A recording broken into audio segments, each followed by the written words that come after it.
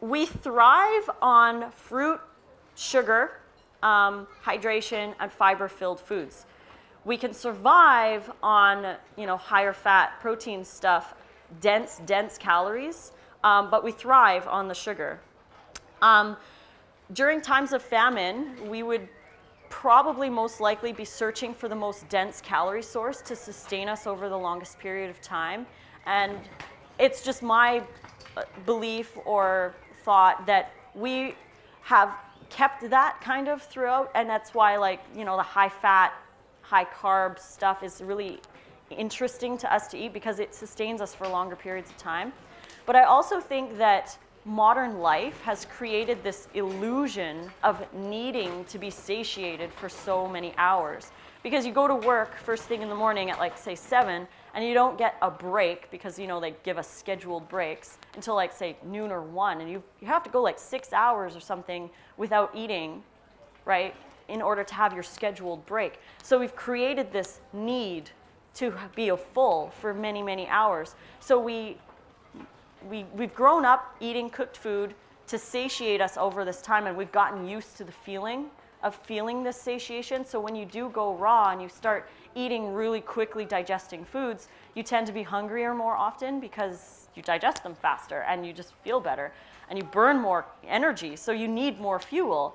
But you have to kind of get used to that, and I told myself over and over again it was an illusion and I just needed to eat more often, and that really helped with keeping my gas tank full throughout.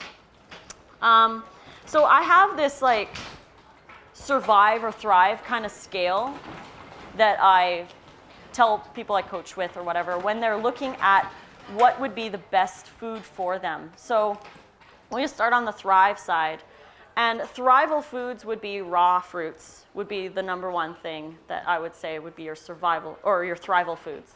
Then you go down the next one, which is, these are all all thrival foods, but the best one is fruit, and then it would be greens, tender greens, leafy greens.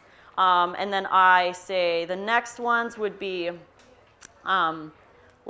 seeds, and then nuts, and then you get into the kind of the raw gourmet area, and then you kind of get into the dehydrated area, and then after that you kind of jump over into the cooked food, which would be I would say, if you're gonna do cooked food, the best would be steamed veggies or steamed greens or something like that with no oil, no salt, just lightly steamed. And then you get over into the roasted, roasted in the oven, no oil obviously, and then you move down and you're into the winter survival stuff like the potatoes, the beets, the carrots, those things, the German potato soup, those the cold stews and for cold weather and stuff. So that's where it's it's more of a survival food. And then I would say, just for me, I would say it would be the pseudo grains like millet and quinoa around in there, and then rice and other whole grains. And then you've got oils and salts.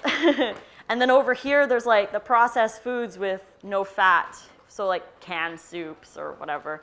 And then way over here you have I would personally, this is just my opinion, I would rather eat processed foods than animal products, but this would be the next survival. Because you can live, people live, but they don't thrive.